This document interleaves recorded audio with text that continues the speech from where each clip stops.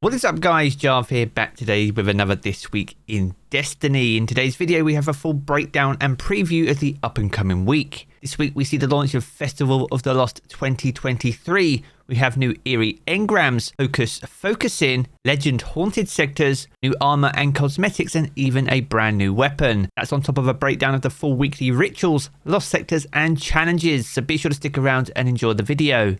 If you do enjoy the video, be sure to leave a comment and rating down below, and remember to subscribe for more Destiny 2 content. But without further delay guys, let's jump into the video.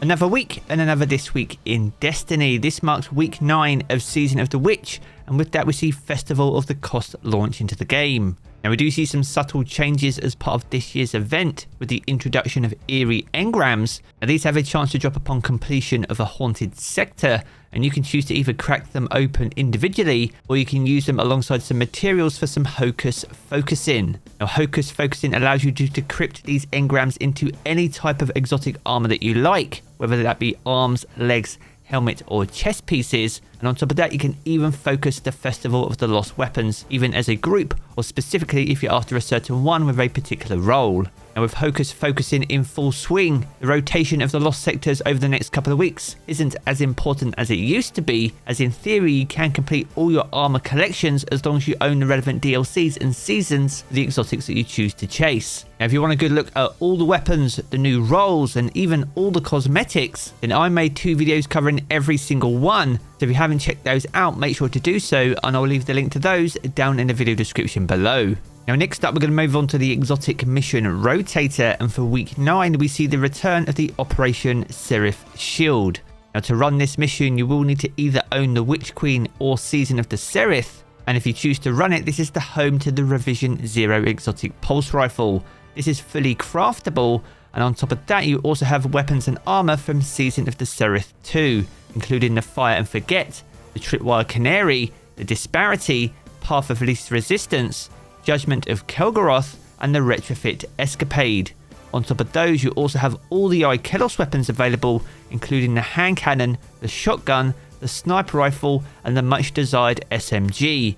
And if that wasn't enough, you can also pick up the Warmind's Avatar armor set. It's a perfect opportunity to either fill out your transmog collection, or if you need weapon patterns specifically for things like the SMG or the Retrofit Escapade, then this week would be the week to jump into Operation-ShareAlike's shield. Now next up we're going to move on to the featured raid and dungeon content for the week. This week's featured raid is the Garden of Salvation. Now this launched all the way back in Shadowkeep, and as the featured raid all the challenges will be available. It is a great opportunity to finish your Enlightened seal if you haven't got any of those challenges done, and on top of that you can even farm the unique armor and weapons that are available from this raid. With its increase in popularity this week, it could be a great chance to get those divinity runs out the way if you still haven't got it, and with that in mind, is that a weapon you're still looking to chase? Be sure to let me know down in the comments below.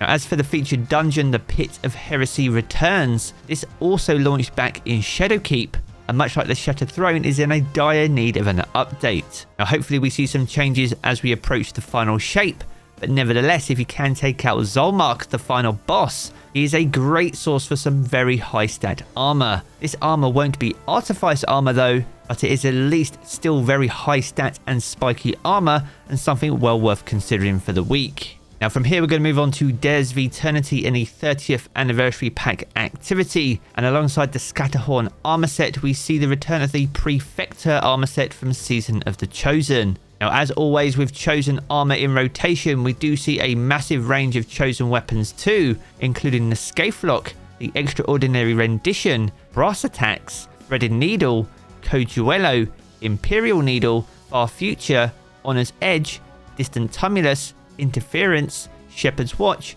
and the Annual Skate. Now, as we approach the final shape, an update is expected to Dares of Eternity, and specifically the strange coins within the activity. But on top of those changes, what other weapons and armor would you love to see as part of this activity? Be sure to let me know down in the comments below. Now next up we're going to move on to the weekly rituals, and this week sees the return of the Scarlet Keep. This will be the Nightfall and Grandmaster Nightfall for week 9. Now much like a lot of the featured activities this week, this also launched back in Shadowkeep, and is certainly one of the longer Nightfalls and Grandmaster Nightfalls in a rotation. Ashtadoon can also be a tricky boss to take out, but if you and your team can nail it this week, then the Buzzard sidearm is available as a Nightfall exclusive reward. If your team can pull this off on the Grandmaster difficulty and take out all the champions to earn a platinum medal, then you'll be guaranteed to pick up the Buzzard Adept as a unique Nightfall reward.